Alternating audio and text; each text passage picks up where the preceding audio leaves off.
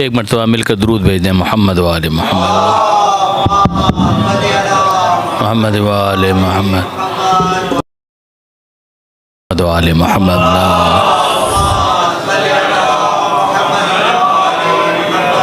ایک سورہ فاتحہ کی میں گزارش کروں گا آپ سب کے مرحومین کے لیے، عمومی طور پہ تمام ارواح مومنین و مومنات کے لیے، خاص طور پر بانیان مجلس کے مرحومین کے لیے فاتحہ۔ بسم اللہ الرحمن الرحیم، الحمدللہ رب العالمین، الرحمن الرحیم، مالک یوم الدین، ایاک نعبد و ایاک نستعین، اہدنا الصراط المستقیم، صراط الذین انعمت علیہم غیر المغضوب علیہم ولا الضالین، برحمتک یا ارحم الراحمین۔ صلوات علی محمد و آل محمد۔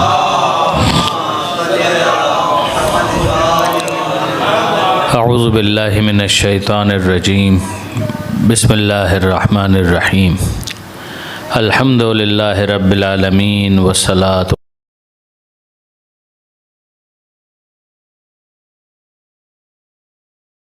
قاسم محمد۔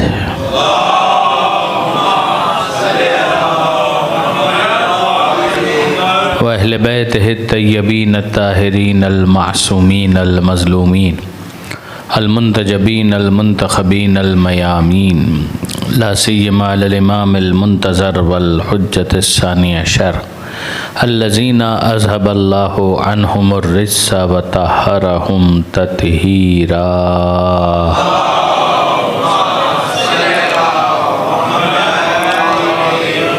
واللعنۃ الدائمۃ الباقیۃ علی اعدائہم اجمعین من یوم ظلمہم الی قیام یوم الدین۔ رب اشرح لی صدری ویسر لی امری واحلل عقدۃ من لسانی یفقہوا قولی واجعلنی خالصا لوجہک الکریم۔ یا اللہ، صلوات علی محمد و آل۔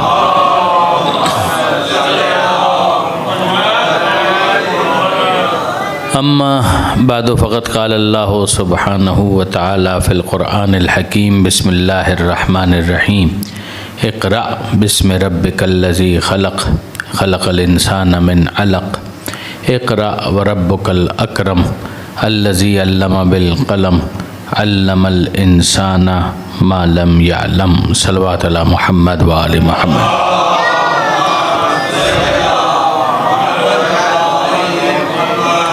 برادران عزیز و خاران محترم، ہمارے سلسلے کی آج یہ آخری مجلس ہے۔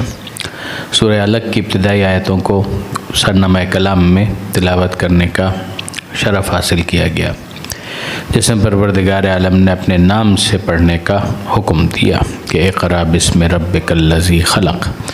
اگر ہم ریکیپ کریں تو پہلی مجلس میں ان آیتوں پر ہم نے کافی وقت صرف کیا، اور پھر کل گزشتہ شب کی جو مجلس تھی اس میں ہم نے سورہ اعراف کی ایک اور آیت تھی کہ جس کو آپ کے سامنے بیان کرنے کی کوشش کی کہ ان الذین عند ربک لا یستکبرون عن عبادتہ، کہ یقیناً وہ لوگ کہ جو آپ کے رب کی اندیت کی منزل پر ہیں وہ اپنی عبادت پر کبھی مغرور اور متکبر نہیں ہوتے، وہ اپنی عبادت کے باوجود منکسر المزاج ہوتے ہیں، خاکسار ہوتے ہیں۔ لا یستکبرون عن عبادتہ، وہ اپنی عبادت پر کبھی تکبر نہیں کرتے۔ وَيُسَبِّحُونَهُ، وہ مسلسل اپنے رب کی تسبیح کرتے ہیں۔ وَلَهُ يَسْجُدُونَ، اور وہ اپنے رب کی بارگاہ میں سجدوں کے تحفے پیش کرتے چلے جاتے ہیں۔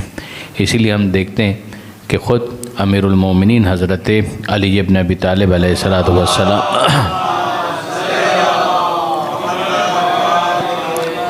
مولا کائنات کا یہ جملہ ہے کہ جس میں ارشاد فرماتے ہیں کہ الہی کفا بی عزن ان اکون لکا عبدا، کہ اے میرے خدا، میری عزت کے لیے یہ بہت کافی ہے کہ میں تیرا عبد اور تیرا بندہ ہوں۔ یعنی واقعاً بہت خوبصورت جملہ ہے مولا کائنات کا کہ اے میرے خدا کفا بی عزن، کہ میری عزت کے لیے یہ بہت کافی ہے کہ میں تیرا عبد اور تیرا بندہ ہوں۔ دیکھیے، عبدیت کا مطلب ہے جھکنا، عبدیت کا مطلب ہے سرنڈر کرنا، عبدیت کا مطلب ہے سر تسلیم خم کرنا۔ تو جس کے سامنے انسان سر تسلیم خم کر رہا ہے تو اظہار ذلت ہے، مگر اظہار ذلت کے باوجود مولا کیا کہہ رہے ہیں کہ اگر بندہ بندے کے سامنے جھکے تو ذلت ہے، بندہ معبود کے سامنے جھکے تو عزت ہے۔ کہ الہی کفا بعزن، یعنی یہ آپ دیکھیں گے کہ خود نہج البلاغہ میں مولا کا یہ جملہ ہے. بیٹا یہ تھوڑا سا اپنے آپ کو درود بھیجیے گا محمد و آل محمد.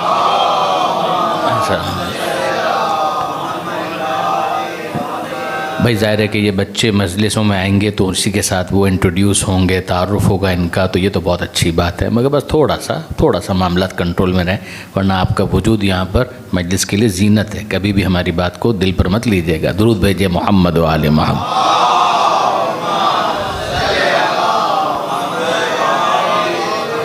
تو میں گزارش یہ کر رہا تھا کہ نہج البلاغہ میں اگر آپ دیکھیں گے تو مولا کا یہ جملہ آپ کو ملے گا کہ لا تکن عبد غیرک، کہ اپنے جیسے بندے کا بندہ مت بن، اپنے جیسے بندے کا بندہ مت بن. فقد جعلک اللہ حرا، اس لیے کہ اللہ نے تجھے حر اور آزاد پیدا کیا.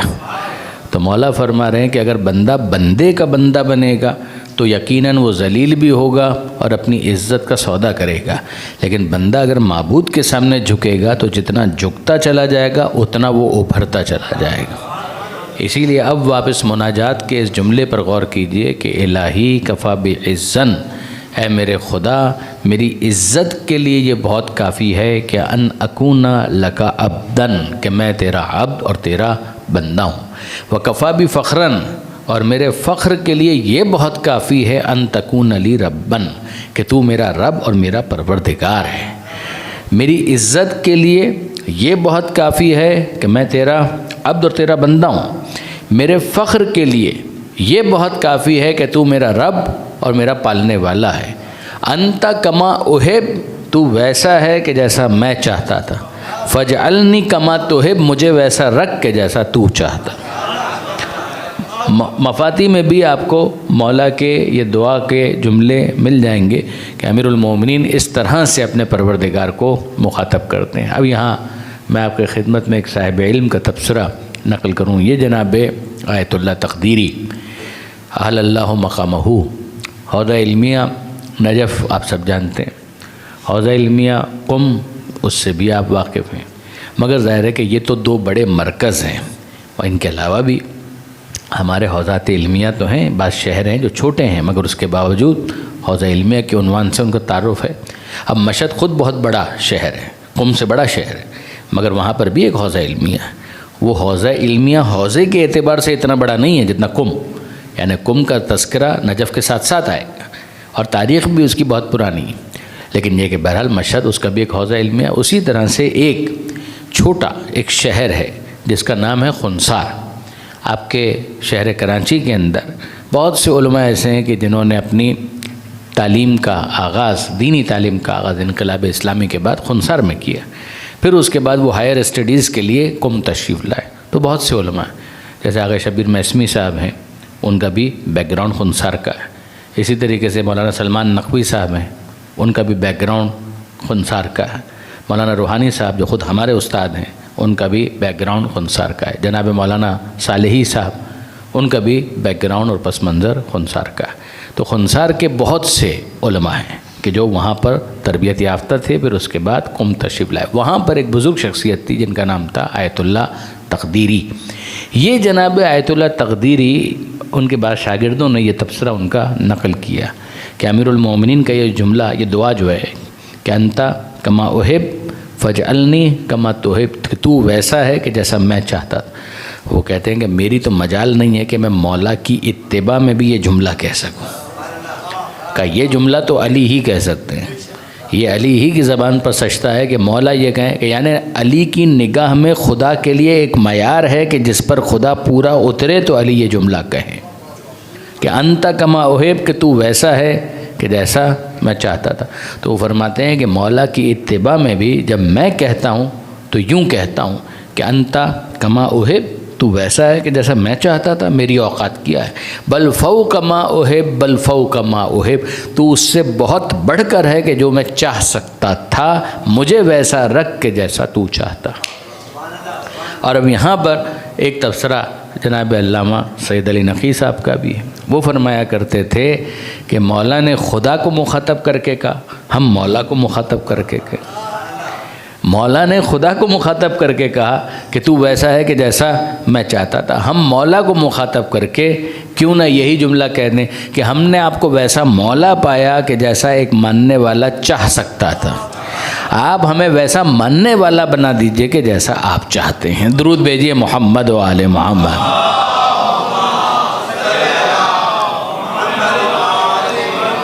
تو اتنا طے ہے کہ اگر ہم مولا سے یہ کہیں کہ ہمیں ویسا ماننے والا بنا دیجئے کہ جیسا آپ چاہتے ہیں، تو یہ طے ہے کہ مولا اپنے ماننے والے کو جاہل نہیں دیکھنا چاہتے، صاحب علم دیکھنا چاہتے.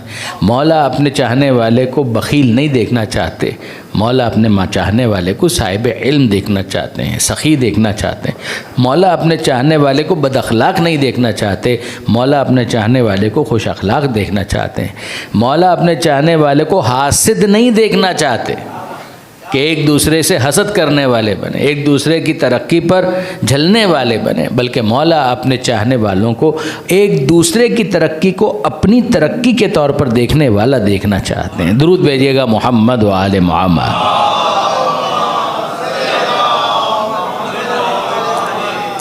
تو واپس اس آیت کی طرف جائیے کہ ان الذین عند ربک، کہ یقیناً وہ کہ جو آپ کے رب کی اندیت کی منزل پر ہیں، لا یستکبرون عن عبادتہ، وہ اپنی عبادت پر تکبر نہیں کرتے. ویسبحونہ، وہ مسلسل تسبیح پروردگار کرتے رہتے ہیں. وَلَہُ یسجدون، اور مسلسل وہ خدا کی بارگاہ میں سجدہ ریز رہتے ہیں، تحفہ سجدہ وہ پیش کرتے رہتے ہیں.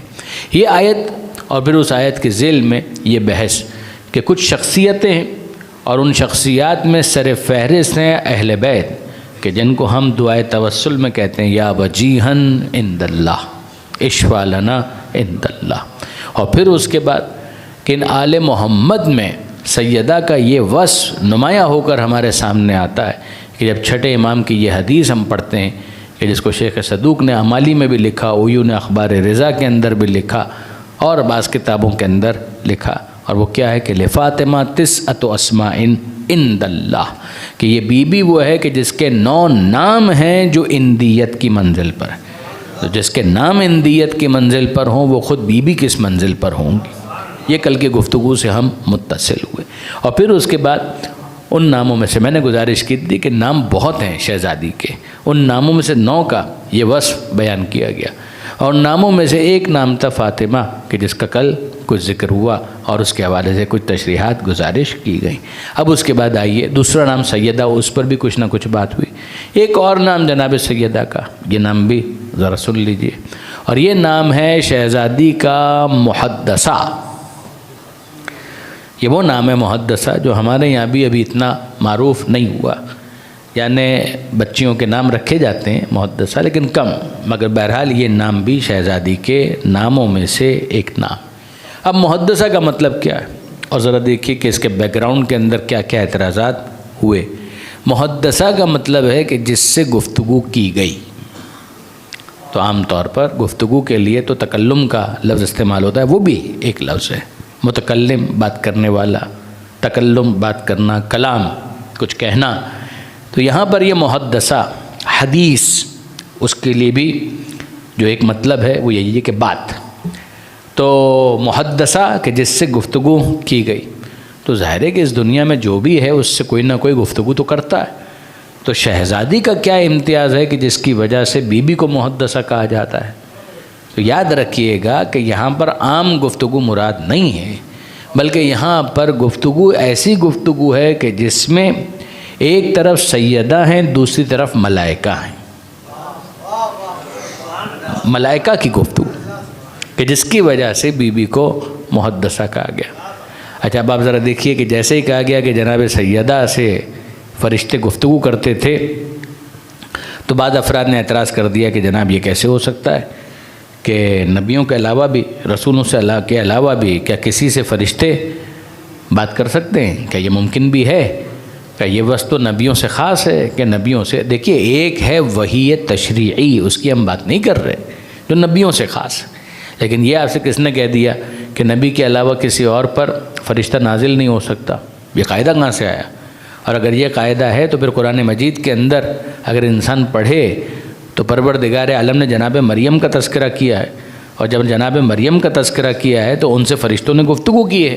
جناب جبرائیل نے آ کے خود قرآن مجید کے اندر کہ جناب جبرائیل تشریف لائے اور ان سے خطاب کیا اور گفتگو کی اور یہ کہا کہ اللہ کا یہ فیصلہ ہے کہ پروردگار عالم آپ کو ایک بیٹا عطا کرے گا، جس پر جناب مریم سلام اللہ علیہ کہتی ہیں کہ مجھے بیٹا کیسے ہو سکتا ہے، لم یمسسنی بشر، کہ جب کہ مجھے کسی بشر نے چھوا تک نہیں ہے، میری تو شادی ہی نہیں ہوئی ہے، تو مجھے بیٹا کیسے ہو سکتا ہے۔ یہ ساری گفتگو کس کی ہے؟ کہ ایک طرف جناب مریم ہے، دوسری طرف فرشتہ ہے۔ تو کیا جناب مریم نبی تھیں؟ تو جواب یہ ہے کہ نبی تو نہیں تھیں، رسول تو نہیں تھیں۔ تو نبی اور رسول نہ ہوتے ہوئے اگر مریم سے فرشتے گفتگو کر سکتے ہیں تو فخر مریم سے کیوں گفتگو نہیں کر سکتے؟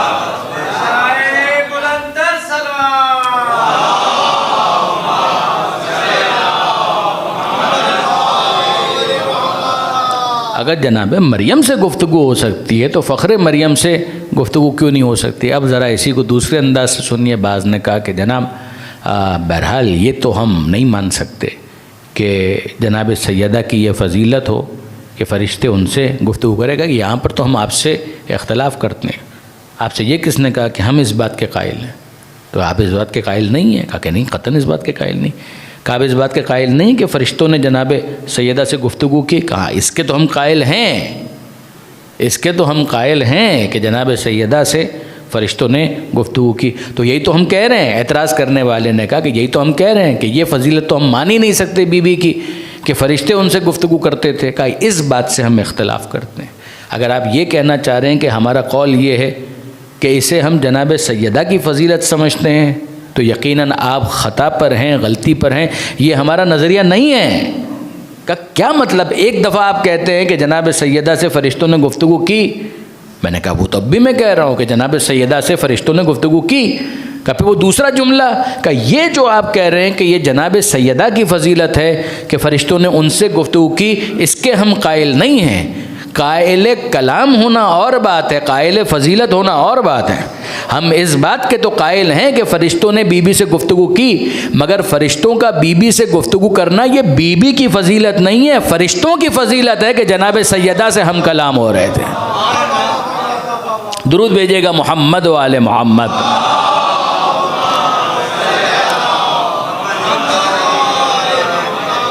یعنی اگر آپ نے غور فرمایا کہ فضیلت کس کی ہے تو انصاف کی بات یہ ہے کہ یہ جناب خاتون جنت کی فضیلت نہیں ہے، یہ فضیلت ہے ملائکہ کی کہ انہیں شرف کلام حاصل ہو رہا ہے، گفتگو کا موقع مل رہا ہے خاتون جنت سے۔ اور اب اس کے بعد ظاہر ہے کہ وہ مصحف فاطمہ کی جو پوری بحث ہے وہ یہاں پر حل ہو جاتی ہے کہ مصحف فاطمہ، مصحف کا مطلب کتاب، مصحف فاطمہ یعنی جناب خاتون جنت کی کتاب۔ دیکھیے بہت سی چیز ہیں جس کو ہم کہتے ہیں آل محمد کا ہیریٹیج، آل محمد کی علمی میراث، اس میں سے بہت کچھ ہے جو لوگوں تک پہنچا، جیسے مثال کے طور پر صحیفہ کاملہ۔ اب صحیفہ کاملہ ظاہر ہے کہ دعائیہ مجموعہ ہے اور بڑا اعلیٰ مجموعہ ہے، کوئی شک نہیں، اور اس کے پہنچانے میں چوتھے امام نے خود بہت اہتمام کیا، باقاعدہ اس کو مدون کروایا، تحریر کروایا اور پھر اس کو آگے پہنچایا۔ تو ظاہر ہے کہ یہ ایک ہیریٹیج ہے جو لوگوں تک بھی بالآخر پہنچ گیا۔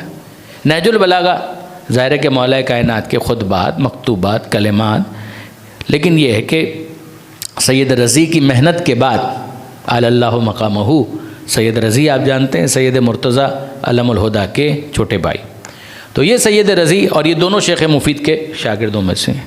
تو جناب سید رضی نے کمپائل کیا، ترتیب دیا، اور جس کے نتیجے میں اتنی شاہکار کتاب ہمارے سامنے آ گئی، نہج البلاغہ۔ یہ وہ علمی ہیریٹیج اور میراث ہے کہ جو لوگوں تک پہنچی۔ کیا سب کچھ پہنچا؟ جواب جی نہیں، سب کچھ تو نہیں پہنچا۔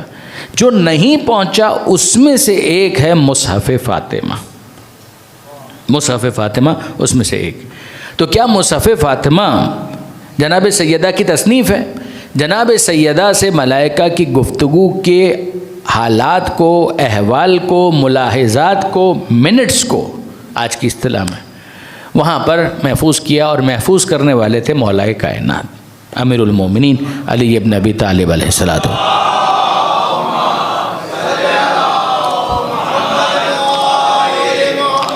اس کا قرآن سے کوئی ربط اور تعلق نہیں ہے، قرآن اپنی جگہ پر ایک مستقل کتاب ہے، مگر یہ مستقبل کے بہت سے حالات ہیں کہ جناب سیدہ کے دل جوئی کے لیے جو پروردگار عالم نے فرشتوں کو بھیجا تو ان کی اس گفتگو کے ایک حصے کو امیر المومنین نے محفوظ کر لیا ہے۔ یہ کیا ہے کہ یہ آل محمد کی میراث خاص کہ جس کا لوگوں سے کوئی ربط اور تعلق نہیں۔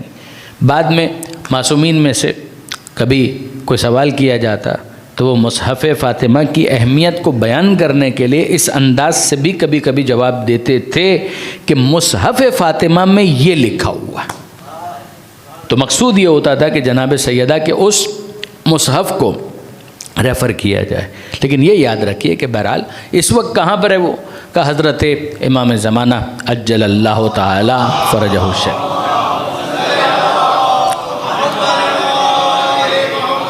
یہ میراث خاص ہے آل محمد کی، مگر اس کی بنیاد کیا ہے کہ فرشتوں کا نزول، جناب سیدہ سے گفتگو۔ فضیلت کس کی ہے کہ فضیلت فرشتوں کی، فضیلت ملائکہ کی۔ تو اب آپ نے غور فرمایا کہ یہ بھی جناب سیدہ کے ناموں میں سے ایک نام ہے۔ اب تک ہم نے بات کی لفظ فاطمہ پر، کل لفظ سیدہ پر، کل آج اس وقت ہم نے بات کی لفظ محدثہ پر کہ جناب سیدہ کے ناموں میں سے ایک نام ہے محدثہ۔ اور اب آئیے ایک اور نام جو شہزادی کا ہے اس کے اوپر کچھ گفتگو کریں۔ یہ نام ہے مبارکہ، یہ بھی جناب سیدہ کے ناموں میں سے ایک نام ہے مبارکہ۔ اچھا اب ظاہر ہے کہ یہ مبارکہ ایک ایسا لفظ ہے کہ جتنے سامعین یہاں پر موجود ہیں میں مطمئن ہوں کہ وہ اس کے مفہوم سے آشنا ہے۔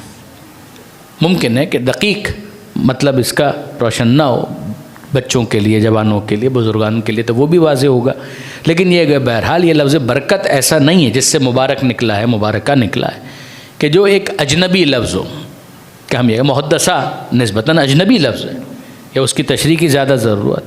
مگر اگر آپ غور فرمائیے کہ مبارکہ کا برکت سے نکلا ہے، کسی کو بھی آپ پوچھ لیجئے وہ کہے گا برکت سے نکلا ہے، تو برکت کا مطلب کیا ہوتا ہے؟ تو برکت کا اتنا مفہوم تو سب کے ذہن میں موجود ہے کہ بھئی کوئی فیض ہے جو جاری ہے، ایک فیض ہے کہ جو جاری ہے۔ اب فیض ہے اور جاری ہے یہ لفظ عام طور پر ہمارے یہاں کہاں استعمال ہوتا ہے؟ اب میں آپ کے سامنے ایک مثال رکھتا ہوں کہ فرض کیجئے کھانے والے تھے 5، کھانا تھا 15 کلو، اور وہ 15 کلو کھانا 5 افراد کو پورا ہو گیا، تو آپ کہیں گے کہ اس کھانے میں بڑی برکت ہوئی؟ آپ کہیں گے جناب اگر 5 افراد کے لیے 15 کلو آپ نے بنوایا ہے کھانا تو سیدھی سی بات ہے کہ ان کو تو پورا ہو ہی جائے گا، تو اس میں اور کیا حیرانی کی کیا بات؟ تو حیرانی کب ہوتی؟ حیرانی اس وقت ہوتی کہ آپ نے کھانا بنایا ہوتا 1 کلو اور وہ 1 کلو بریانی 5 افراد کو پوری ہو گئی، انہوں نے کھا لیا۔ کھانا بد مزہ بھی نہیں تھا کہ ہم یہ کہیں کہ اتنا مزہ ہی نہیں آیا کہ ان کے لیے کھانے کی نوبت آتی، انہوں نے خود ہی ہاتھ کھینچ لیا، کہا نہیں کھانا بھی بہت مزیدار تھا، 1 کلو ہی تھا، مگر 5 7 8 10 افراد تھے، اور اتفاق کی بات دیکھیے کہ مختصر ہونے کے باوجود یہ کھانا ان سب کو پورا پڑ گیا۔ تو اس کا مطلب یہ ہے کہ برکت کا جب مطلب بیان کیا جاتا ہے عرف میں تو یہ اس وقت لفظ استعمال ہوتا ہے کہ جو بظاہر چیز تھی وہ مختصر تھی، شارٹ تھی، لیکن یہ کہ تاثیر اس کی اتنی زیادہ تھی کہ ایک بڑی تعداد کو اس نے فیض پہنچا دیا، تب یہ لفظ برکت استعمال ہوتا ہے۔ ایسا ہے یا نہیں؟ ایسا ہی ہے۔ اچھا اب آپ ذرا غور فرمائیے، اس کی مثالیں تو بہت سی ہیں، کھانے کی ایک مثال آپ کے سامنے آ گئی۔ دعوت ذوالعشیرہ میں کیا ہوا تھا؟ دعوت ذوالعشیرہ میں یہی تو ہوا تھا، پیغمبر اکرم کی طرف سے مولا کائنات نے دعوت دی، کھانا مختصر اور سب کو پورا ہو گیا، ایک دن، دوسرے دن، تیسرے دن، پھر اس کے بعد پیغمبر اکرم کو موقع ملا تو پیغمبر اکرم نے کلام کیا اور اپنا پیغام سنایا۔ تو اب آپ دیکھیے کہ کھانے کے حوالے سے یہ لفظ عام طور پر ہمارے یہاں استعمال ہوتا ہے۔ اچھا اب اور دیکھیے، ایک جملہ کہا جاتا ہے بھئی ماں کے دودھ میں بڑی برکت، بڑا مفید، بڑا مؤثر، یہ غذا جو پروردگار عالم نے ایک نیچرل غذا رکھی ہے، بڑی مفید ہے۔ یہ کیا مطلب ہوا؟ کہ بھئی بچے کو ماں کا دودھ پلایا جائے تو وہ بہت زیادہ مفید ہے، اس میں بڑی برکت ہے۔ اب برکت ہے، جی ہاں، کہ کیوں؟ اس لیے کہ آپ غور کیجئے کہ وہ دودھ تو فنا ہو گیا، جب پلا دیا تو بچے نے پی لیا، جب بچے نے پی لیا تو اب تو وہ دودھ بھی نہیں ہے، وہ دودھ تو ختم ہو گیا، وہ دودھ تو فنا ہو گیا، وہ تو ایبزارب ہو گیا۔ مگر ایبزارب ہونے کے باوجود، فنا ہونے کے باوجود، ختم ہو جانے کے باوجود جب تک بچہ زندہ ہے تب تک اس دودھ کا اثر اس کے وجود میں رہے گا۔ تو اب ہم کو برکت کا ایک اور مطلب سمجھ میں آیا کہ عین ممکن ہے کہ کوئی ایسا وجود ہو کہ جس میں اتنی برکت ہو کہ وہ فنا ہو جائے پھر بھی فیض جاری رہے۔ آپ نے غور فرمایا کہ برکت کا ایک مطلب کہ وہ خود فنا ہو جائے مگر اس کے باوجود اس کا اثر باقی رہے۔ شہید کی جو موت ہے وہ قوم کی حیات، وہ شہید تو چلا گیا، وہ زندہ ہے، وہ اپنی زندگی کے ساتھ وہ اپنی جگہ پر، مگر ہم سے کیا ربط اور تعلق ہے؟ تو آپ کا نعرہ یہی ہے کہ شہید کی جو موت ہے وہ قوم کی حیات ہے، یعنی وہ قوم کو زندگی دے کر خود چلا گیا اپنی منزل کی جانب، مگر اس کے وجود کی وجہ سے، اس کی اس شہادت کی وجہ سے قوم میں حیات آ گئی، زندگی آ گئی۔ تو اب آپ نے غور فرمایا کہ شہید کی شہادت بھی بابرکت ہے، اس کے اندر بھی برکت ہے کہ بظاہر وہ چلا گیا مگر اس کا فیض جاری ہے۔ تو اب آپ ذرا دیکھیے کہ برکت کا تو مطلب یہ ہوا مختصر ہو مگر اس کا اثر ہو زیادہ، اور اسی طریقے سے ممکن ہے کہ وہ چلا جائے، وہ وجود بھی نہ رہے مگر اس کا فیض جاری رہے۔ اگر یہ دو باتیں واضح ہوئی برادران عزیز، تو اب میں آپ کی خدمت میں عرض کروں کہ بی بی کا نام ہے مبارکہ، بی بی کا نام ہے مبارکہ۔ اچھا، مبارک ہونے کا ایک مطلب تو یہی ہے، فیض جاری ہے تو یقیناً جاری ہے۔ آج تک شہزادی چاہے اس دنیا میں نہ رہیں، ظاہری اعتبار سے چاہے اس دنیا میں نہ رہیں مگر فیض تو جاری ہے، فیض تو جاری ہے۔ ان کے وسیلے سے دعائیں قبول ہوتی ہیں، ان کے وسیلے سے، ان کے توسل سے دعائیں قبول ہوتی ہیں، تو فیض تو جاری ہے، تو بابرکت تو ہے جناب خاتون جنت کا وجود۔ لیکن اب میں آپ کے سامنے ایک اور رخ عرض کرنا چاہتا ہوں، ذرا اس پر غور کیجئے گا کہ بھائی پروردگار عالم نے نعمتیں تو بہت دی۔ دیکھیے اب تو یہ بحث اس اثر کے اوپر ہے نا کہ اثر کتنا ہے، کم ہے، زیادہ ہے، اسی کو تو ہم کو دیکھنا ہے۔ ذرا غور فرمائیے گا کہ اللہ نے نعمتیں دی، تو اللہ نے جو نعمتیں دی ہیں ان کے بارے میں پروردگار عالم نے ناز کیا۔ قرآن مجید میں آپ دیکھیں گے تو یہ آیت آپ کو ملے گی، ان تعدوا نعمت اللہ لا تحصوها، کہ بھئی اگر تم، ان کا مطلب ہے اگر، تعدوا عدد سے نکلا ہے، عدد کا مطلب ہے شمار کرنا۔ آپ کہتے ہیں نا کتنا عدد ہے، کتنے عدد، ان تعدوا اگر تم شمار کرنا چاہو، نعمت اللہ ہے، اللہ کی نعمتوں کو، لا تحصوها تو تم شمار نہیں کر سکتے۔ ان تعدوا نعمت اللہ ہے لا تحصوها، اگر تم اللہ کی نعمتوں کو گننا چاہو، کوانٹیفائی کرنا چاہو، شمار کرنا چاہو، اس کی فہرست بنانا چاہو، تھک جاؤ گے۔ لا تحصوها تم اسے شمار نہیں کر سکتے۔ بات تو سمجھ میں آ رہی ہے؟ اچھا، نعمتیں کتنی ہیں؟ وجود نعمت، آنکھ نعمت، کان نعمت، زبان نعمت، ماں باپ نعمت، لباس نعمت، ہر آتی ہوئی سانس نعمت، جاتی ہوئی سانس نعمت۔ پروردگار عالم نے اتنی نعمتوں میں ہم کو رکھا ہوا ہے، بلینز اینڈ ٹریلینز تو سیل ہیں جو پروردگار نے ہمارے اندر رکھے ہوئے ہیں، تو کہاں ان نعمتوں کو یاد کر سکتے ہیں، کہاں ان کو شمار کر سکتے ہیں؟ دعائے عرفہ امام حسین علیہ السلام،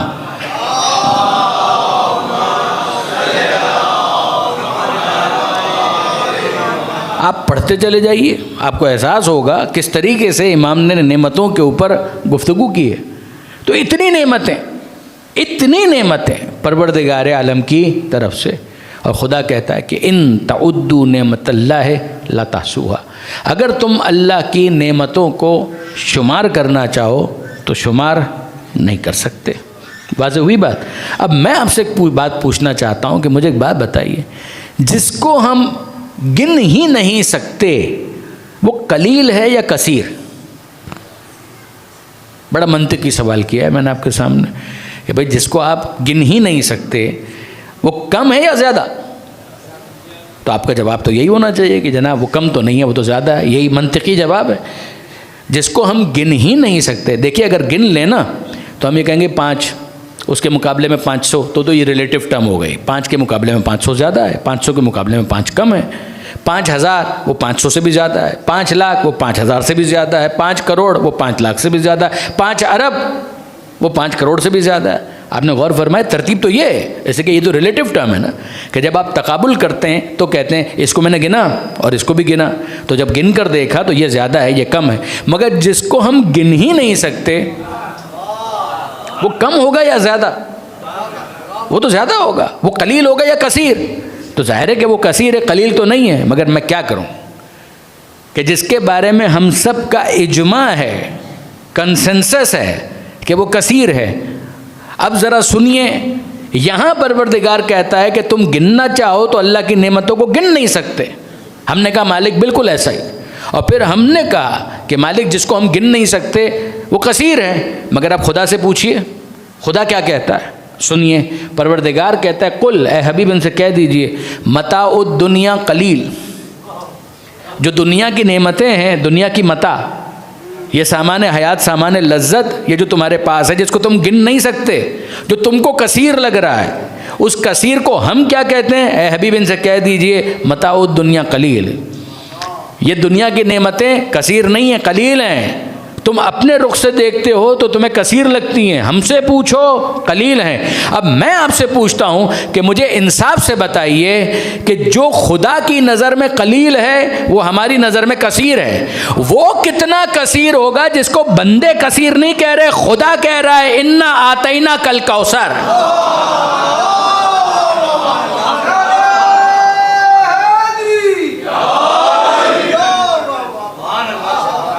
آپ نے غور فرمایا، بندے نہیں کہہ رہے، خدا کہہ رہا ہے کہ انا آتینا کل کوثر، اے حبیب ہم نے آپ کو کم نہیں دیا، ہم نے آپ کو کم نہیں دیا۔ فوال کا وزن ہے کوثر، مبالغے کے لیے آتا ہے، یعنی کثرت کے ساتھ دیا، بہت کثرت کے ساتھ دیا، کہ ایک وجود ہے فاطمہ۔ اور پروردگار کہہ رہا ہے انا آتینا کل کوثر، اے حبیب ہم نے آپ کو کوثر عطا کیا ہے، ہم نے آپ کو کثرت عطا کی ہے۔ اچھا، یہ فصل لربک وانحر ان شانئک هو الابتر، وہ آپ کو ابتر کا تانا دے رہے ہیں، وہ آپ کو کہہ رہے ہیں بلا نشان، بلا عقب، بلا نسل۔ ہم اعلان کرتے ہیں کہ آپ کا دشمن بلا نشان، ہم اعلان کرتے ہیں کہ آپ کا دشمن بلا عقب، آپ کا دشمن بلا نسل، اور آپ کی نسل کا زہرا سے چلے گی۔ وہ کون ہے؟ کا کوثر۔ ہم کہہ رہے ہیں کوثر، ہم کہہ رہے ہیں کوثر، بندے نہیں کہہ رہے ہیں، ہم کہہ رہے ہیں کوثر۔ بندے کثیر کہیں تو ہم قلیل کہہ دیتے ہیں، مگر ہم کہہ رہے ہیں کوثر، کہ یہ کوثر ہے۔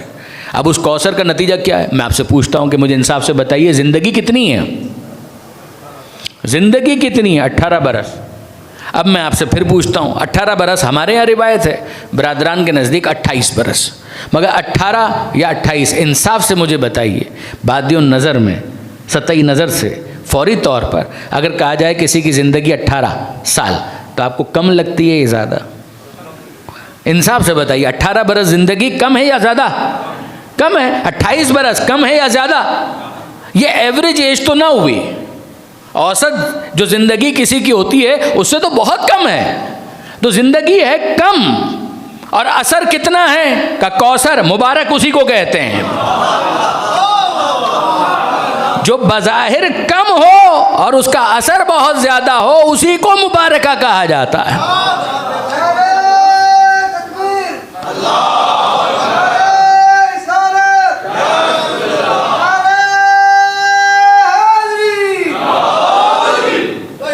آپ نے غور فرمایا، جو بظاہر کم ہو مگر کم ہونے کے باوجود اس کا اثر کتنا زیادہ ہو، کہ پروردگار کہے کہ انا آتینا کل کوثر، اے حبیب ہم نے آپ کو کوثر عطا کیا۔ یہ ہے برکت کا مفہوم۔ اور اب میں آپ سے پوچھتا ہوں کہ برکت کے مقابلے پر کون ہے؟ برکت کے مقابلے پر ہے نحوست۔ برکت کے مقابلے پر نحوست۔ مبارکہ، مبارک اور مبارکہ کے مقابلے پر جو آئے وہ منحوس ہے۔ یعنی عرض کرنا یہ چاہ رہا ہوں کہ ذرا غور فرمائیے کہ ایک طرف ہے برکت اور ایک طرف ہے وہ کہ جو اس کے مقابلے پر آ جائے، تو یاد رکھیے گا کہ اگر کوئی مبارکہ کے مقابلے پر آ جائے تو وہ مبارکہ نہیں ہو سکتا، پھر وہ مبارکہ کے مقابلے پر منحوس ہی شمار کیا جائے گا۔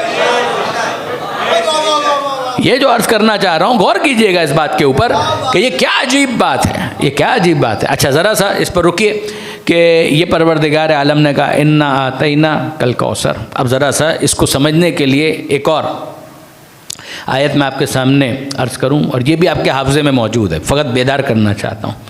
انا انزلناہ فی لیلۃ القدر، ہم نے اس کو شب قدر میں نازل کیا۔ قرآن کو ہم نے نازل کیا. سورہ قدر بہت مشہور سورہ قرآن مجید کا، آپ سب جانتے ہیں. انا انزلناہ فی لیلۃ القدر. سورہ دخان انا انزلناہ فی لیلۃ مبارکہ، ہم نے اس قرآن کو مبارک رات میں نازل کیا. آپ نے غور فرمایا؟ وہی لفظ مبارکہ انا انزلناہ فی لیلۃ القدر، ہم نے اس قرآن کو لیلۃ القدر میں نازل کیا. وہاں کہا انا انزلناہ فی لیلۃ مبارکہ، ہم نے اس قرآن کو لیلۃ المبارکہ میں نازل کیا، مبارک رات میں نازل کیا. تو نتیجہ کیا نکلا کہ لیلۃ القدر ایکولز ٹو لیلۃ المبارکہ. یہ رات جو قدر والی ہے یہ بڑی برکت والی رات ہے، مبارکہ ہے. اب آپ ذرا سنیے کہ پروردگار عالم فرماتا ہے کہ بھئی تم نے سنا کہ ہم نے اس کو شب قدر میں نازل کیا.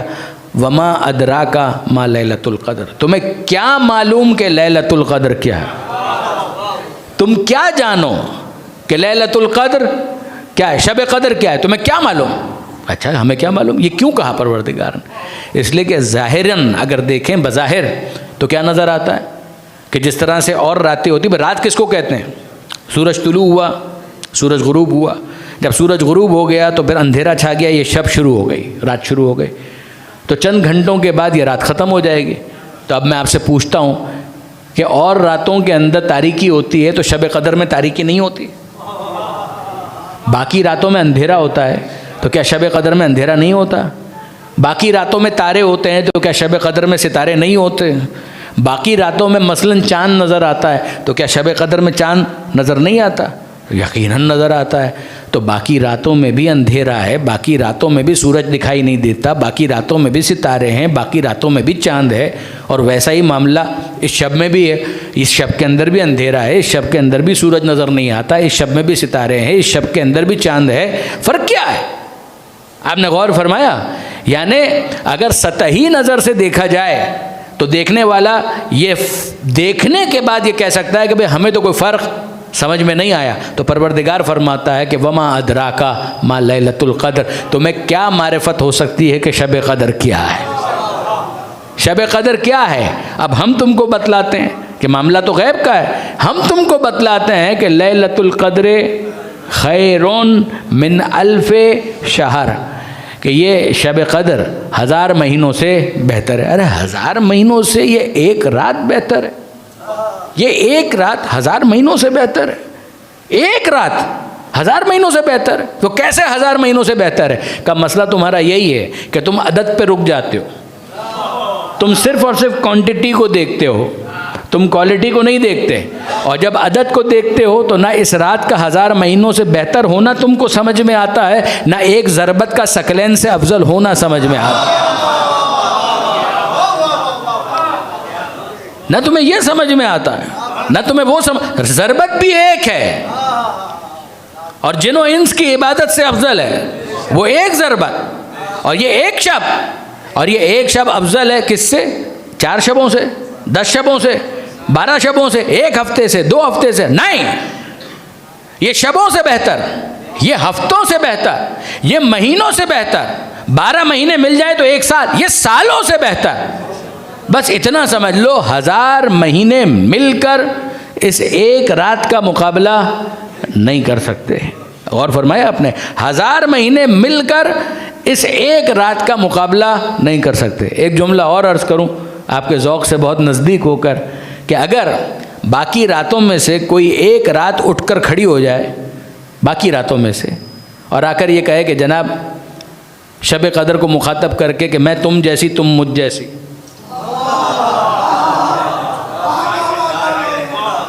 اگر باقی راتوں میں سے کسی کا دماغ خراب ہو جائے اور وہ یہ کہے کہ یہ شب قدر جو ہے مجھ جیسی ہے، فرق کیا ہے؟ تو جواب کیا ملے گا کہ کہاں وہ کہاں تو، تیرا ظرف خالی ہے، اس کے ظرف میں نزول قرآن ہے. تو آپ انصاف سے مجھے بتائیے کہ نزول قرآن کی وجہ سے یہ ظرف اتنا مقدس ہو جائے کہ رات خالی رات نہ رہے، 1000 مہینوں سے بہتر ہو جائے، اور باقی راتیں اس جیسی نہیں ہیں، یہ اس جیسی نہیں ہیں، تو مجھے بتائیے کہ جس کے سینے پر قرآن نازل ہوا ہے وہ عام بندوں جیسا کیسے ہو جائے گا؟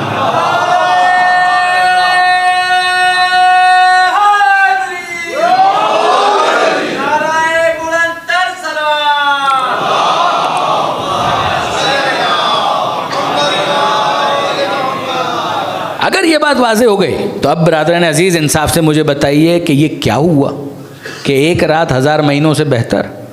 عدد مختصر، اثر دیر پا۔ کتنا دیر پا کہ 1000 مہینے مل کر اس کا مقابلہ نہیں کر پا رہے۔ تو آپ مجھے بتائیے کہ اس کو آپ مبارک کہیں گے یا نہیں؟ اِنَّا أَنزَلْنَاهُ فِي لَيْلَةٍ مُبَارَكَةٍ۔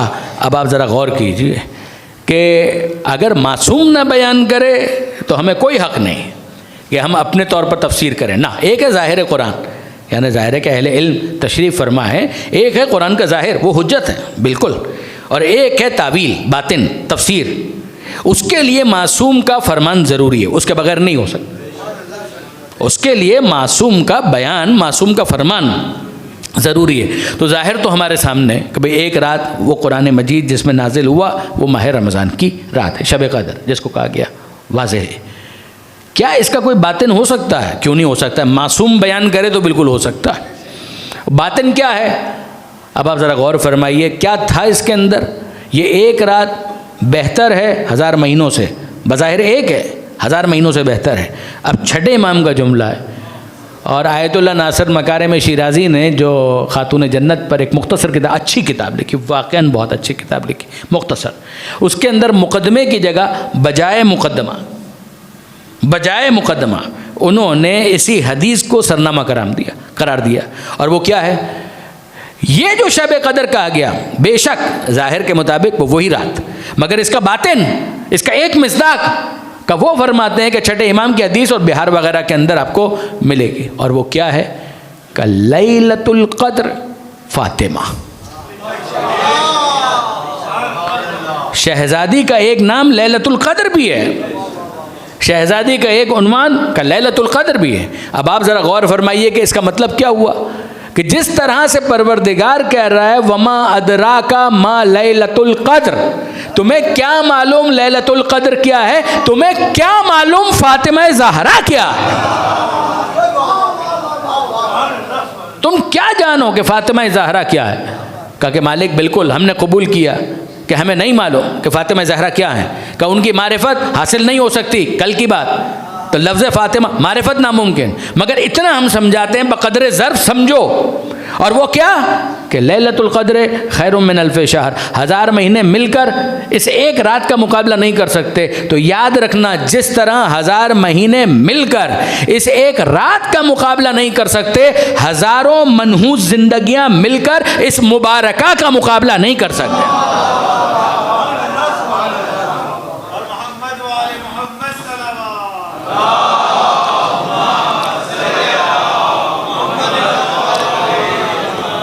لیلۃ القدر خیر من الف شہر، یہ 1000 مہینوں سے بہتر ہے۔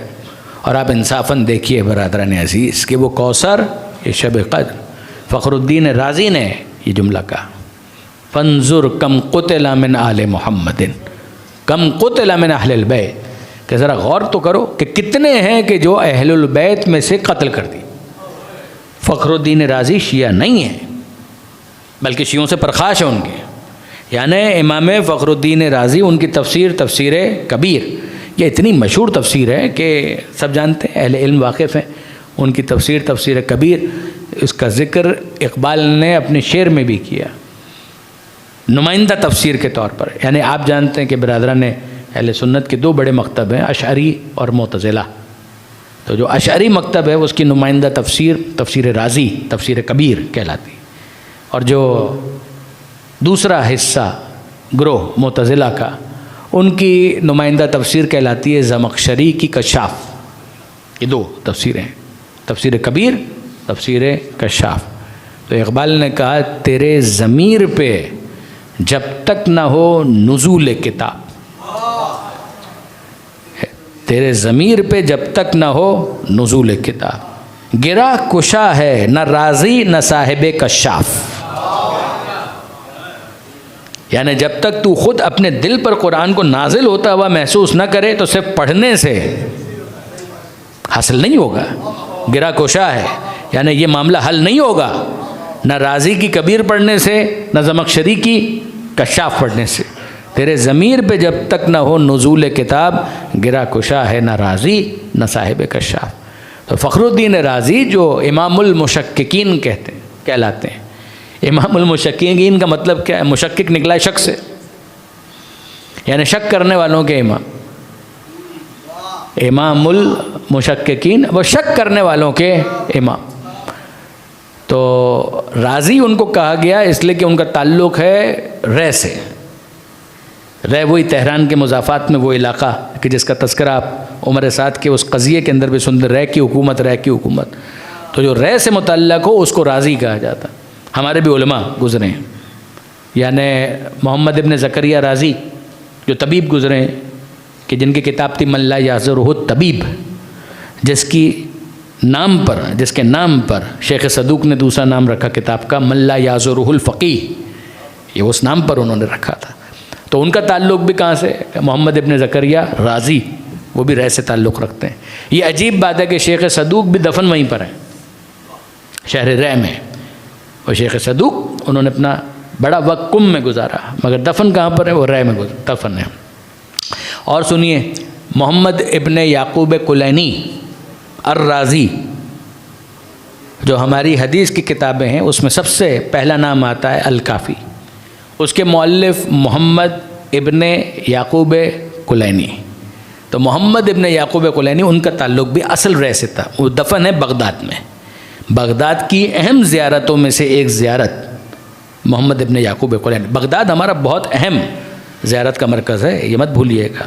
بغداد میں اہل سنت کے بھی مشاہیر دفن ہیں، اور ہمارے بھی بڑے بڑے نام، بڑے بڑے علماء وہاں پر مدفون ہیں. خیر، یہ تو آ گئی درمیان میں بات. تو رے کا علاقہ، وہاں کے رہنے والے کو رازی کہا جاتا ہے. انہی میں فخر الدین رازی. ان کی تفسیر ہے تفسیر کبیر. ان کو کیا کہتے ہیں؟ کہ امام المشککین، شک کرنے والوں کے امام. تو نام ہے رازی زے سے. اور آپ جانتے ہیں کہ ایک اور لفظ ہے رازی، وہ ہے سواد سے، کسی کا راضی ہونا. تو مولانا اظہر حسن زیدی صاحب یاد ہے، وہ کبھی بھی فضائل کا کوئی نقطہ پڑھتے تھے اور فخر الدین رازی کا حوالہ دینا ہوتا تھا تو وہ کہتے تھے کہ رازی نے بڑی مشکل سے راضی ہو کر یہ جملہ لکھا. راضی بہت مشکل سے راضی ہوتے ہیں، اتنی آسانی کے ساتھ راضی نہیں ہوتے ہیں. تو راضی نے بڑی مشکل سے راضی ہونے کے بعد یہ جملہ لکھا. انہی جملوں میں سے ایک جملہ یہ بھی جو سورہ کوثر کی تفسیر میں انہوں نے درج کیا کہ فانظر کم قتل من اہل البیت، کہ ذرا غور تو کرو کہ کتنے ہیں کہ جو اہل البیت میں سے قتل کر دی. ثم العالم، پھر اس کے بعد دنیا پر نظر ڈالو. یعنی جب راضی کہہ رہے ہیں اتنے قتل کیے گئے، کربلا ان کی نظر میں ہے، بنو امیہ کے مظالم ان کی نظر میں ہے، حجاج بن یوسف نے کیا کیا ان کے پیش نظر ہے، بنو عباس نے کیا کیا وہ جانتے ہیں. یعنی انصافاً اگر آپ دیکھیں تو اتنے مظالم کے بعد شیعوں کو ختم ہو جانا چاہیے، اور شیعہ اگر بچ بھی جائیں تو سادات کو ختم ہو جانا چاہیے، سادات کو باقی نہیں رہنا چاہیے. لیکن اتنے مظالم کے بعد بھی اگر آج سادات کا وجود باقی ہے تو یہ کس بات کا اعلان ہے؟ یہ اس بات کا اعلان ہے کہ قرآن مجید کی حقانیت کا ایک ثبوت وجود سادات ہے. ایک کہ قرآن مجید کی حقانیت کا ثبوت کا وجود سادات، اور دوسری بات کہ جس کے ذریعے سے پروردگار عالم نے اس وجود کو باقی رکھنا چاہا وہ واقعی کوثر ہے، وہ واقعی کوثر ہے. اتنی مبارک ہستی ہے کہ آج تک اور قیامت تک اتنے قتل و غارت کے بعد بھی سادات کا وجود ہے. تو یاد رکھیے گا، رضوی ہوں، زیدی ہوں، نقوی ہوں، تقوی ہوں، یہ سب کے سب ایسا نہیں ہے. ہمارے مراجع بہت زیادہ تاکید کرتے ہیں کہ سادات کرام اپنے شجرے کا خاص طور پر اس کی حفاظت کا اہتمام کریں. وہ اسی لیے کہ یہ جو ان کا شجرہ ہے یہ جہاں ان کے لیے ایک احترام اور ایک شرف ہے، لیکن ساتھ ہی ساتھ یہ قرآن مجید کے اس اعلان کی تصدیق و تائید و توثیق ہے. جب کہا تھا انا اعطیناک الکوثر تب دعویٰ تھا. اس دعوے کے ثبوت کے لیے ضروری تھا کہ زمانہ اپنی رفتار سے آگے بڑھے، اور پھر کوئی 100 سال کے بعد 200 سال کے بعد چاہے کوئی سانحہ نہ ہوا ہو، چاہے کوئی ظلم نہ ہوا ہو، مگر اس کو چیک کیا جا سکتا تھا کہ یہ بات سچ ثابت ہوئی یا نہیں، اس لیے کہ امتداد زمانہ کے ساتھ، مرور زمان کے ساتھ نسلیں ختم ہو جاتی ہیں، کچھ بھی نہ ہو تب بھی 6 برسے کہ ہم بات کریں کہ اتنے مظالم، اور اتنے مظالم کے بعد بغداد کی دیواروں میں سادات کو زندہ چنوایا گیا، اس کی دیواروں کے گارے میں خون کے لیے پانی کی جگہ خون استعمال کیا گیا سادات کا۔ یہ مدینہ تو منصور، بغداد شہر جو منصور دوانقی نے تعمیر کروایا تھا، اس کا نام تھا مدینہ تو منصور، منصور کا شہر۔ کتنے سادات ہیں کہ جن کو مدینہ سے اغوا کیا گیا اور پھر لا کر یہاں پر ان کو ذبح کیا گیا، اور ذبح کرنے کے بعد ان کے خون کو پانی کی جگہ گارے میں استعمال کیا گیا۔ ختم ہو جانا چاہیے تھا سادات کو، مگر کیا یہ معجزہ پروردگار نہیں ہے؟ خدا کے کام خدا کرے گا۔ مکروا ومکر اللہ واللہ خیر الماکرین۔ انہوں نے اپنا مکر کیا، خدا نے اپنی تدبیر کی، اور خدا سے بہتر تدبیر کرنے والا کوئی اور ہو نہیں سکتا۔ یہ وہ چیز ہے کہ جو اس آیت سے سمجھنے کی ضرورت ہے۔ یہ آیت آج بھی دلیل ہے کہ قرآن کتاب خدا ہے۔ یہ آیت سورہ کوثر دلیل ہے کہ قرآن کتاب خدا ہے، اور یہ آیت دلیل ہے کہ وہ بی بی واقعاً کوثر ہے۔ یہ بی بی واقعاً کوثر ہے، اور جب وہ کوثر ہے اتنی مختصر زندگی کے ساتھ کہ دنیا سے چلی بھی جائے تو فیض جاری ہے، تو یقیناً مبارکہ ہے، یقیناً مبارکہ ہے۔ کتنا مبارک وجود ہے، کتنا مسعود وجود ہے جناب سیدہ کا، یہ جو پروردگار کہہ رہا ہے خیر من الف شہر آتیناک الکوثر، ہم نے آپ کو کوثر عطا کیا، ہم سے سنیے اے حبیب، ہماری تدبیر کو کوئی غلط نہیں کر سکتا، یہ ہمارا فیصلہ ہے کہ اسی طریقے سے ہوگا۔ پھر اس کے بعد وہ فرماتے ہیں فخر الدین رازی کا جملہ کہ وہ فرماتے ہیں عالم بھرا ہوا ہے، دنیا بھری ہوئی ہے سادات کے وجود سے۔ پھر انہوں نے نام لیے کہ ذرا دیکھو دنیا بھری ہوئی ہے، ایسا نہیں ہے کہ فقط عدد زیادہ ہے، تم کو نظر آئے گا علم کے شاہکار سردار جو افراد ہیں وہ سادات میں ہیں۔ اور انہوں نے جو نام لیے ہیں، انہوں نے کہا دیکھو محمد باقر ان میں سے ہیں، جعفر صادق ان میں سے ہیں، علی رضا ان میں سے ہیں، نفس زکیہ ان میں سے ہیں۔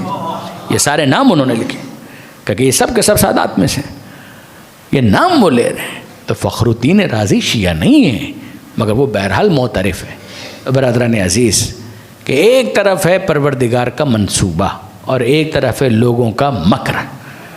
پروردگار عالم کی تدبیر بہرحال کامیاب ہونی، لیکن لوگوں نے جو مکر کیا، کہ جب گویا پروردگار نے کہا کہ کوثر، تو انہوں نے کہا ہم رہنے ہی نہیں دیں گے۔ اور شروع کہاں سے کیا؟ خود جناب سیدہ سے۔ حسن بھی شہید ہوئے، حسین بھی شہید ہوئے، کربلا کے شہداء میں اگر آپ دیکھیں تو آپ کو ایک تعداد نظر آتی ہے بنی ہاشم کے۔ مگر یہ سلسلہ شروع کہاں سے ہوا؟ یہ شروع ہوا پیغمبر اکرم کے اس دنیا سے رخصت ہونے کے فوراً بعد۔ وہ بی بی کے جس کے لیے پیغمبر اکرم اپنی جگہ سے کھڑے ہو جاتے تھے۔ ایک جملہ عرض کروں برادران عزیز جو مصائب کے لیے بہت کافی ہے، کہ جس کے احترام میں نبی کھڑے ہو جاتے تھے وہ دربار میں کھڑی ہوئی ہے۔ الفاظ یہ ہیں کہ اذا دخلت فاطمہ، کہ جب کبھی فاطمہ تشریف لاتی ہیں، ایک دفعہ کا تذکرہ نہیں ہے، جب کبھی فاطمہ تشریف لاتی تو پیغمبر اکرم اپنی جگہ سے بلند ہو جاتے، قام الیہا، اور کھڑے ہو کر فقط انتظار نہیں کرتے تھے، آگے بڑھتے تھے، جناب سیدہ کو مرحبا کہتے تھے، رحب بہا، اور پھر اس کے بعد ان کے ہاتھوں کو اپنے ہاتھوں میں لیتے تھے، اسے بوسہ دیتے تھے، اور پھر اس کے بعد لا کر وہاں بٹھاتے تھے کہ جہاں پر پیغمبر اکرم خود تشریف فرماتے۔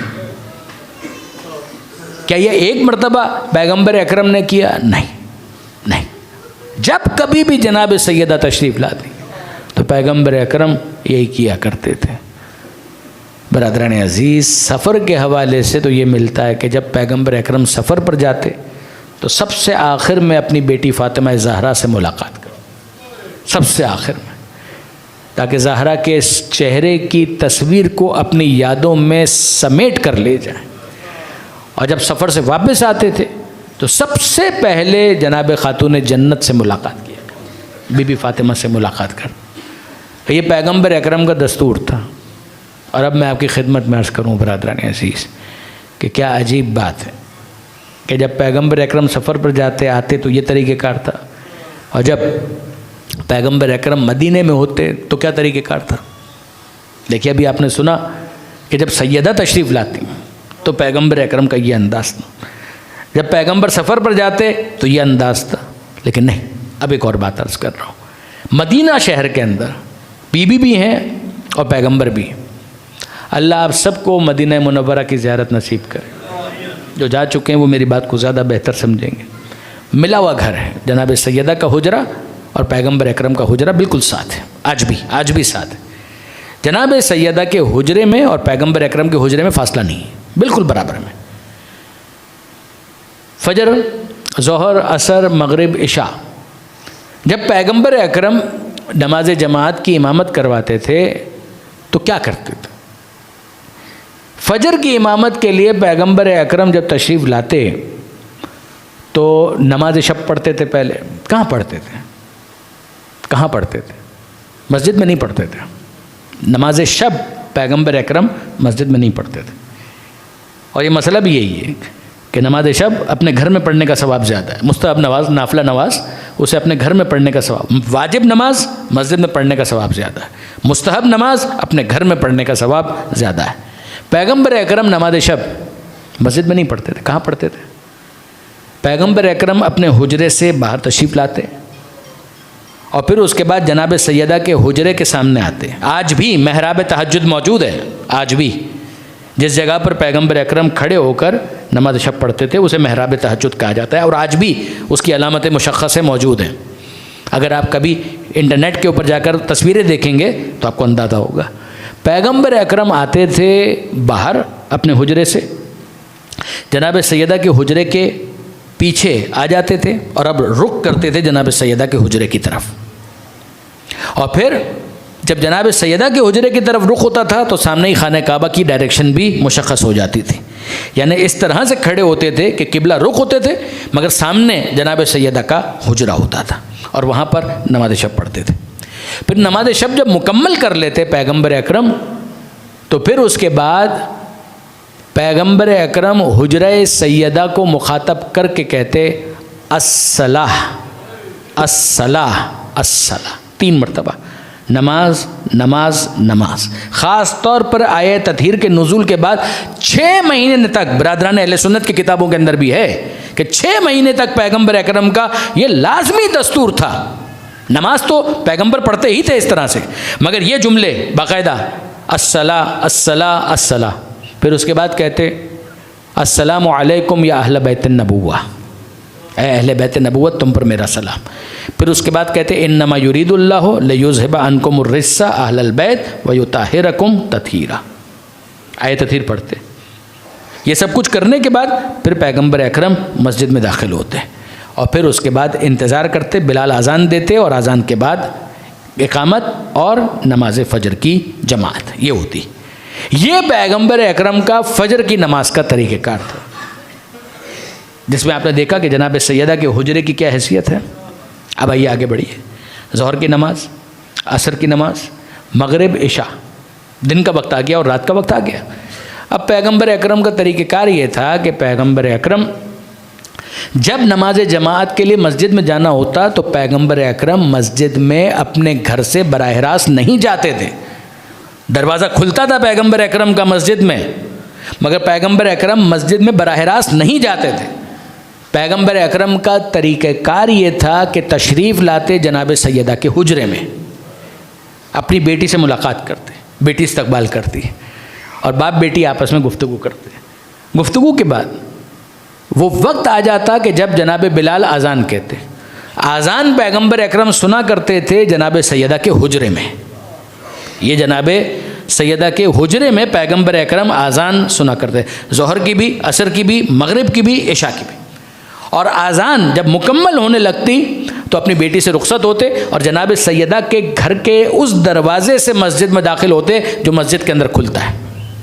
یہ پیغمبر اکرم کا طریقہ کار تھا باقی نمازوں کے لیے. فجر کا بھی آپ نے دستور سنا، ظہر، عصر، مغرب، عشاء کا بھی آپ نے طریقہ کار سنا. اذان کون دیتا تھا؟ جناب بلال. کہاں سنتے تھے؟ حجرہ سیدہ میں. حجرہ سیدہ سے بی بی اپنے بابا کو رخصت کرتی تھی. یہ بات واضح ہو گئی. پیغمبر اکرم کا وصال ہو گیا، انتقال ہو گیا، پیغمبر اکرم کو سپرد لحد کر دیا گیا۔ بلال نے ایک عجیب کام کیا۔ جناب بلال آل محمد سے مخلص ہیں، جناب بلال رضی اللہ تعالی عنہ آل محمد سے مخلص ہیں۔ وہ دیکھ رہے ہیں کیا ہو رہا ہے، یہ جو معاملات ہیں وہ کس سمت میں جا رہے ہیں، وہ دیکھ رہے ہیں، دل جھلتا ہے، دکھ ہوتا ہے۔ جناب بلال نے اس بات کا احساس کیا کہ اگر میں مدینے میں رہوں گا تو یہ لوگ مجھے اذان دینے پر مجبور کریں گے، میری اذان ان کی تائید مانی جائے گی کہ بلال ان کے ساتھ ہیں، تو اپنے آپ کو کیسے پابند کریں۔ انہوں نے ایک کام کیا، انہوں نے کہا کہ میں آؤں گا، قبر رسول پر آئے اور قبر رسول پر آ کر انہوں نے ایک جملہ کہا، اے اللہ کے رسول، آج تک آپ کے غلام بلال نے اذان کہی آپ کی خاطر، اللہ کی اذان دی آپ کی خاطر۔ آج میں نظر شرعی، عہد شرعی، جو نظر سے بھی آگے کا معاملہ ہے، اگر پڑھنا چاہیں تو توضیح المسائل میں جا کر دیکھیے گا، نظر، قسم اور عہد کے مسائل۔ نظر منت نہیں، اس سے بھی آگے کا معاملہ قسم، اس سے بھی آگے کا معاملہ عہد شرعی۔ جناب بلال نے عہد شرعی کیا قبر پیغمبر پر اور کہا، اے اللہ کے رسول، آج سے بلال یہ عہد کرتا ہے کہ کسی اور کے لیے اذان نہیں کہے گا۔ یہ جملہ کہا اور آ گئے۔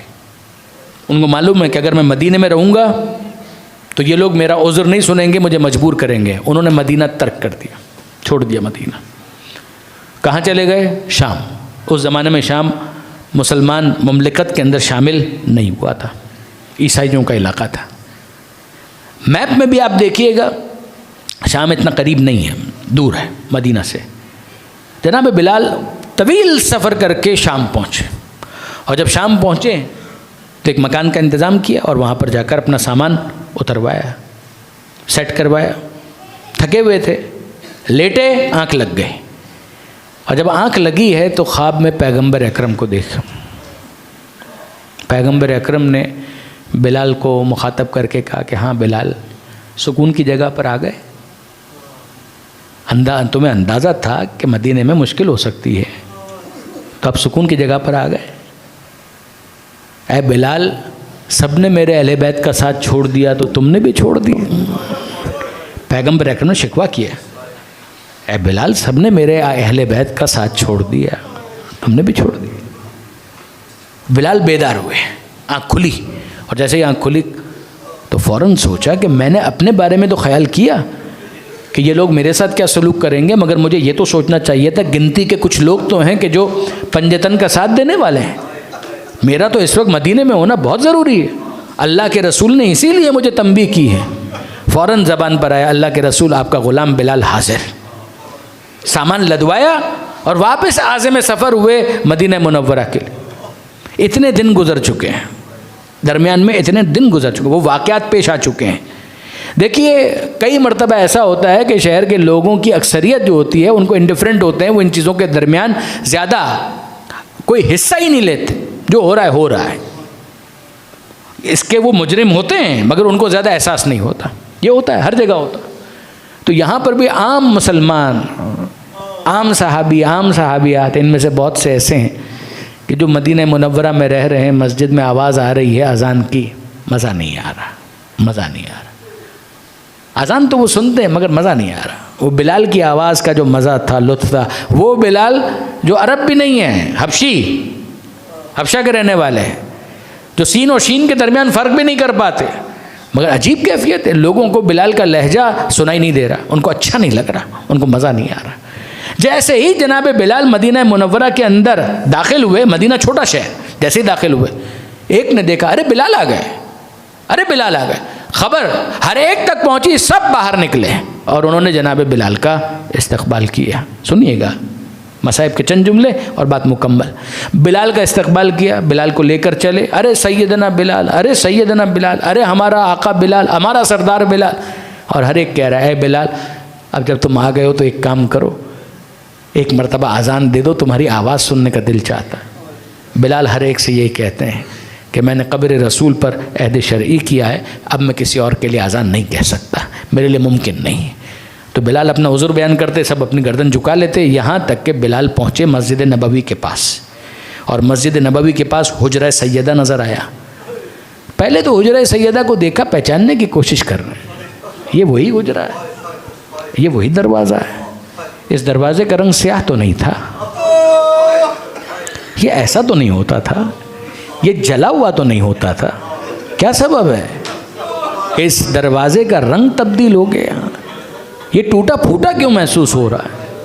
یہ اس دروازے کے ساتھ کیا ہوا ہے؟ دروازہ اپنی کہانی، اپنی حکایت بیان کر رہا ہے، اور جناب بلال غور و فکر کر رہے ہیں، سمجھ میں کچھ نہیں آ رہا، مگر اس سے پہلے کہ کچھ نتیجہ وہ اخذ کرتے، وہی دروازہ جیسا بھی تھا وہاں سے دو بچے باہر نکلے، حسن اور حسین باہر نکلے، اور جب آئے تو جناب بلال کو دیکھنے کے بعد کا سلام، اور جناب بلال نے دونوں شہزادوں کو اپنے کاندھوں پر بٹھا لیے، حسن کو دائیں کاندھے پر، حسین کو بائیں کاندھے پر، اور اسی انداز سے وہ مسجد کے اندر داخل ہوئے۔ مسجد میں کچھ لوگ بیٹھے ہوئے تھے، جب انہوں نے جناب بلال کو دیکھا اور کاندھوں پر حسن اور حسین کو دیکھا تو ایک تیوری پر بل آ گئے۔ انہوں نے کہا، اے بلال، تمہارا اتنا مرتبہ اور مقام ہے، یہ کیا تم نے کیا؟ ان چھوٹے بچوں کو اپنے کاندھوں پہ بٹھا لیا۔ تو جناب بلال کی آنکھوں میں آنسو آ گئے، وہ کہنے لگے، مدینے والوں کتنے احسان فراموش ہو گئے، تم میری بات کرتے ہو، میں نے ان بچوں کو رسول اللہ کے کاندھے پر دیکھا ہے، یہ تو ان بچوں کا احسان ہے کہ انہوں نے میرے کاندھے پر بیٹھنا قبول کیا۔ ابھی یہ گفتگو ہو رہی تھی کہ اب حجرہ سیدہ کا وہ دروازہ کھلا جو مسجد میں کھلتا تھا، اور جناب فضہ مسجد میں تشریف لائیں، اور بے فضہ کہتی ہیں، اے بلال، شہزادی فاطمہ زہرا نے تجھے سلام کہا ہے، اجرکم اللہ۔ بلال کے دل کی کیا کیفیت ہوگی؟ آپ نے کربلا میں حبیب کے لیے جناب زینب کا سلام سنا ہے نا، یہاں پر جناب سیدہ بلال کو سلام کہلوا رہے ہیں، کہ کیا وقت آ گیا کہ شہزادی مجھ جیسے غلام کو سلام کہلوا رہے ہیں۔ اور فضہ کہتی ہیں، شہزادی کا ایک پیغام ہے، کہ ہاں حکم، بی بی کیا کہہ رہی ہیں؟ کہ بی بی کہہ رہی ہیں، اے بلال، ایک مرتبہ آذان کہہ دے، تیری آواز سننے کا دل چاہتا۔ تو جناب بلال، معرفت سلمان جیسی تو نہیں ہے نا، تو جناب بلال نے کہا، فضہ میں ضرور کہہ دیتا، بی بی کا حکم سر آنکھوں پر، مگر بات اتنی سی ہے کہ میں نے قبر پیغمبر پر آ کر عہد شرعی کیا ہے کہ میں پیغمبر کے بعد کسی اور کے لیے آذان نہیں کہوں گا۔ جناب فضہ نے یہ پیغام سنا، چلی گئی، حجرے کے اندر گئی، کچھ دیر کے بعد واپس دروازہ کھلا، اور جناب فضہ آئیں اور آ کر کہتے ہیں، بلال، کہا ہاں فضہ، کہا بی بی کہہ رہی ہیں بلال سے کہو میرے حق کا واسطہ ایک مرتبہ اذان کہہ۔ بلال سوچ رہے ہیں کہ میں نے یہ کہا کہ عہد شرعی کیا ہے کہ پیغمبر اکرم کے بعد کسی اور کے لیے اذان نہیں کہوں گا، پھر بھی بی بی اصرار کر رہی ہیں، اس میں کیا رمز ہو سکتا ہے؟ تو اب اپنے ہی ذہن کے اندر انہوں نے اس پورے سلسلے کو مرتب کیا، میں نے کیا عہد کیا تھا؟ اللہ کے رسول کے سوا کسی اور کے لیے اذان نہیں کہوں گا۔ یہ کون ہے؟ یہ جو کہہ رہی ہیں وہ کون ہے جس کے لیے پیغمبر نے کہا میرا ٹکڑا ہے؟ تو ان کے لیے اذان کہنا ایسا ہی ہے کہ جیسے اللہ کے رسول کے لیے اذان کہنا۔ کبھی بھی آپ کا غلام بلال حاضر، گلدستہ اذان پر بلند ہوئے اور وہاں پر انہوں نے اذان دینا شروع کی، اور جناب سیدہ کہاں پر؟ اپنے حجرے میں ہو۔ یاد کیا آ رہا ہے؟ یاد کیا آ رہا ہے؟ یاد یہی آ رہا ہے کہ بلال اذان دیتے تھے، بابا میرے حجرے کے اندر ہوتے تھے، بھائی اسی کے لیے آپ کو زحمت دی کہ بابا حجرے کے اندر ہوتے تھے اور یہاں پر بلال کی اذان سنا کرتے تھے۔ تو جیسے ہی بلال نے کہا اللہ اکبر اللہ اکبر، سیدہ اپنے حجرے کے اندر ٹہلنے لگے، اور جیسے ہی بلال نے کہا اشہد ان لا الہ الا اللہ، جناب سیدہ نے کہا بابا امامہ سر پر رکھیے، ابا دوش پر ڈالیے، عصا تھامیے، بلال اذان کہہ رہے ہیں۔ اور جب بلال نے کہا اشہد ان محمد رسول اللہ، دروازہ کھلا، فضہ آئی اور کہنے لگی بلال خدا کے لیے اذان روک دے، تیری زبان سے اپنے بابا کا نام سن کر بی بی غش میں آ گئی، اگر تو نے اذان جاری رکھی مجھے ڈر ہے بی بی اس دنیا سے رخصت ہو جائیں گی۔ میں ہاتھ جوڑ کر کہوں بی بی آپ نے اتنے مصائب کے بعد کم سے کم احترام سے اپنے بابا کا نام تو سن لیا، آئیے کربلا میں اپنی پوتی کی خبر لیجئے جو شہادت حسین کے بعد بابا کو یاد کرتی ہے تو کوئی تماچے مارتا ہے، کوئی تعزیہ۔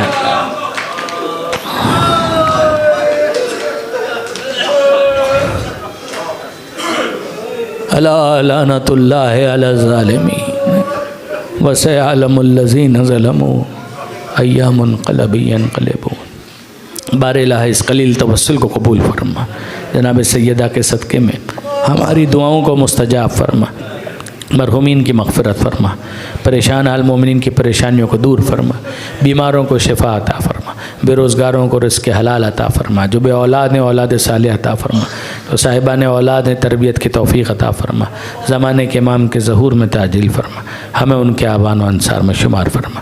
ربنا تقبل منا انک انت السمیع العلیم وتب علینا انک انت التواب الرحیم۔